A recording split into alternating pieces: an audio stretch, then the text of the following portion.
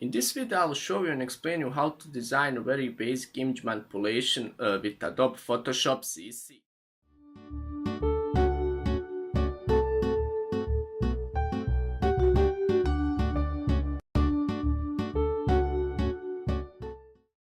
Hello everybody and welcome back to the new episode of Oxnard Design.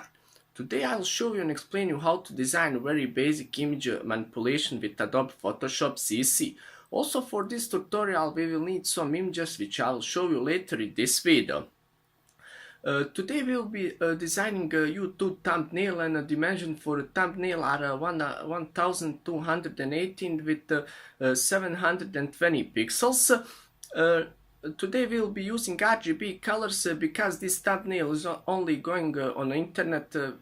Just as I said, this is for one YouTube channel. Link of that YouTube channel you can find down in the comments section.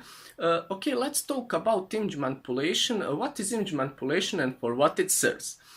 Photo or image manipulation includes transforming images or photos using various methods or techniques to achieve desired results. Image or photo manipulation is art of transforming images to convey what you want rather than the original images may have shown. An image manipulation, we can use two or more pictures for designing what we want. Adobe Photoshop is the most common editing tool in a digital age.